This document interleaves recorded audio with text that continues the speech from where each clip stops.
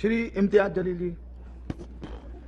अध्यक्ष महोदय, 14 सितंबर 1984 को जब हमने द फैमिली कोर्ट्स एक्ट बनाया तो उसका मकसद ये था कि हम कंसिलिएशन के जरिए, यानी कि हम बातचीत के जरिए, समझौता के जरिए मामलों को निपटा सके। यह एक्ट 1984 में बनाया गया था।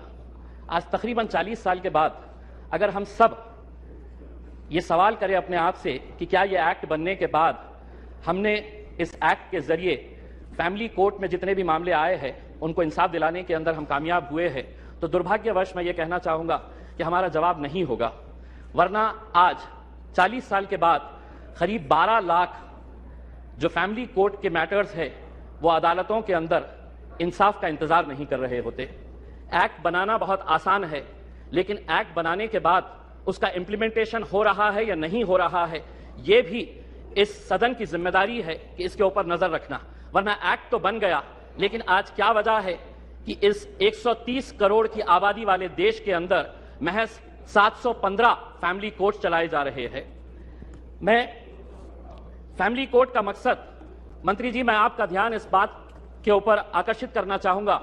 अध्यक्ष महोदय, फैमिली कोर्ट का मतलब सिर्फ यह नहीं है कि पति पत्नियों का विवाद, कि बच्चा किसके कब्जे में जाएगा, बच्ची किसके कब्जे में जाएगी, एलिमनी की अमाउंट कितनी होगी, कब दी जाएगी, कैसे दी जाएगी, घर किसके कब्जे में जाएगा, किसके हिस्से में जाएगा। फैमिली कोर्ट का मतलब हम सिर्फ यही समझते हैं, और बहुत सारे जितने भी सम्मानीय सदस्यों ने कहा है इन्हीं का उदाहरण दिया है। मैं मंत्री जी आपसे हाथ जोड़कर विनती करना चाहूंगा, हम एक ऐसे समाज के अंदर रहते हैं जहां एक नई संस्कृति को हम देख रहे हैं कि हमारे बूढ़े माँ बाप जिन्होंने हमें पाल पोस कर बड़ा किया है, जब वो बूढ़े हो जा रहे हैं तो इस देश के अंदर बहुत सारे ओल्ड एज होम्स खोले जा रहे हैं, वृद्ध आश्रम खोले जा रहे हैं।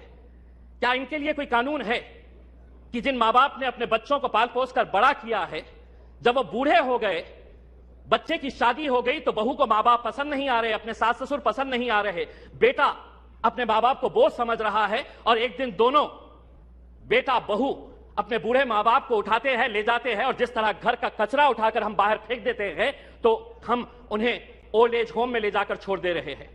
मैं तमाम सदस्यों से हाथ जोड़कर विनती करना चाहूंगा, मैं भी दिवाली के वक्त औरंगाबाद के मेरे चुनावी क्षेत्र के वो एक ओल्ड एज होम में गया था। मंत्री जी, हैरानी हुई वहां पर देखकर कि एक रिटायर्ड जज वहां पर उस ओल्ड एज होम में है। मुझे यकीन नहीं हुआ जब मैंने उसका नाम सुना कि उसके बेटे, इतना बड़ा घर है, ऐसा नहीं है कि बहुत गरीब है कि आप मां बाप को पाल नहीं सकते हैं, लेकिन एक रिटायर्ड जज भी उस ओल्ड एज होम में जब हमने देखे तो तब समझ में आया कि यह समाज कहां जा रहा है करके। तो ऐसे लोगों के लिए क्या कानून होना चाहिए फैमिली कोर्ट के जरिए? पति पत्नियों का विवाद तो जो है यह जिंदगी भर चलता रहेगा, इन्हें भी इंसाफ मिलना चाहिए, लेकिन वो बूढ़े मां बाप कहां जाएंगे?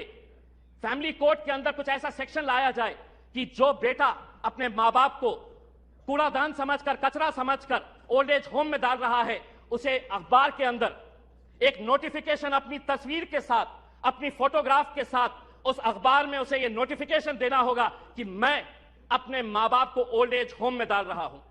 ऐसे बच्चों को समाज के सामने हमें खड़ा करने की जरूरत है। लाइए कानून, वरना वो बूढ़े मां बाप जो रोकने के अलावा कुछ नहीं कर सकते हैं, क्योंकि कोई कानून नहीं है। उनका कसूर सिर्फ इतना है कि उन्होंने अपने बच्चों को पाला पोसा बड़ा किया। पूना में किसी ओल्ड एज होम के अंदर जाइए, ज्यादातर वो परिवार के बूढ़े मां बाप मिलेंगे कि जिनके बच्चे इंजीनियर हो गए, इंजीनियर होने के बाद वो यूएस में पैसा कमाने के लिए गए, पैसा कमा रहे हैं, लेकिन मां बाप के लिए एक कमरे का घर नहीं है तो ओल्ड एज होम में लेकर जाकर छोड़े। ये एक संस्कृति हम डेवलप कर रहे हैं। फैमिली कोर्ट्स के जरिए मैं मंत्री जी आपसे यह अनुरोध करना चाहूंगा कि आप कुछ ऐसा कानून इन लोगों के लिए भी लेकर आइए जो बच्चे अपने मां बाप को आज यहां पर ले जाकर छोड़ रहे हैं। मैं मंत्री जी आपसे एक सवाल करना चाहूंगा, अदालतें तो बन जाएगी, फैमिली कोर्ट्स का ये जो आप अमेंडमेंट लेकर आ रहे हैं ये सिर्फ हिमाचल प्रदेश और नागालैंड से ताल्लुक है। बहुत सारे जितने भी सम्मानीय सदस्य हैं उन्होंने यही कहा है कि justice delayed is justice denied. Nagaland का एक्ट कब बना था? नागालैंड का एक्ट 2008 के अंदर बना है। अगर यहीं पे अगर हम इतना डिले कर रहे हैं कि पुराने फैसले जो विदाउट पार्लियामेंट के पास किए गए हैं, आज अगर इतने सालों के बाद हम ये अमेंडमेंट लेकर आ रहे हैं कि नागालैंड के 2008 के बाद जितने भी जजेस ने फैसले दिए हैं रेट्रोस्पेक्टिव इफेक्ट से, हम इसको आज के दिन पास कर रहे हैं, यानी कि गलती अगर हमारे पास से ही हो रही है तो हम उन अदालतों से कैसे इंसाफ की गुहार लगाएंगे। अदालतें एक्ट बनाना बहुत आसान है। मैं मंत्री जी, आप कुछ दिन पहले औरंगाबाद आए थे, वहां पर आपको लॉयर्स एसोसिएशन ने एक मेमोरेंडम दिया है। अगर से महाराष्ट्र की अदालतों की अगर हम बात करते हैं, 91 सैंक्शन पोस्ट ऑफ हाईकोर्ट जजेस है। अध्यक्ष महोदय, 91 पोस्ट ऑफ हाईकोर्ट जजेस है, उसमें से महज 56 जजेस है, यानी कि वैकेंसी आप देख लीजिएगा कि तकरीबन 40% वैकेंसीज है। अब मैं आपको अंदर की बात बताता हूं। हाईकोर्ट के जजेस जब अपॉइंट किए जाते हैं तो सुप्रीम कोर्ट का कॉलेजियम इसे डिसाइड करता है। यह पूरा सुप्रीम कोर्ट के कॉलेजियम ने अपना रिकमेंडेशन दे चुका है। क्या वजह है कि सरकार ने इसे इतने सालों से रोक रखी है? क्यों नहीं आप, अगर ये मानते हैं, सभी लोग कह रहे हैं कि पेंडिंग केसेस है, तो सरकार की क्या मजबूरी है कि हाईकोर्ट के जजेस जब सुप्रीम कोर्ट कॉलेजियम ने रिकमेंडेशन भेज चुका है तो सरकार क्यों रोक रही है? हम भी जानते हैं, विपक्ष अच्छी तरह से जानता है कि क्यों रोका जा रहा है करके, लेकिन आज जब आप जवाब देंगे तो हम उम्मीद करेंगे कि आप इन फैमिली कोर्ट्स के अलावा, क्योंकि आज आप एक्ट तो अपने आंकड़ों के जरिए पास कर लेंगे, लेकिन सिर्फ इमारत बनाने से इंसाफ नहीं मिलेगा।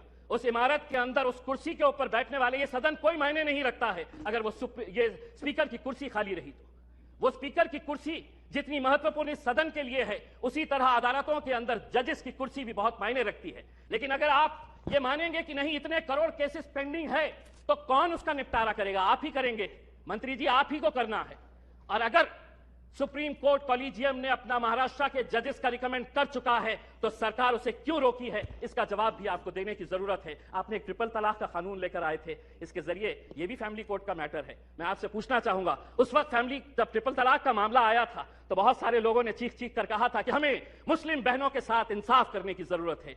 आज वो फैमिलीज भी आपसे पूछना चाहती है, ये एक्ट आपने बनाया आंकड़ों के जरिए, हमारे विरोध होने के बावजूद आपने एक्ट बनाया, अब आपकी जिम्मेदारी है ये बताए कि एक्ट बनने के बाद कितनी मुस्लिम बहनों को आपने इंसाफ देने का काम किया है। ये उम्मीद करते हैं। धन्यवाद।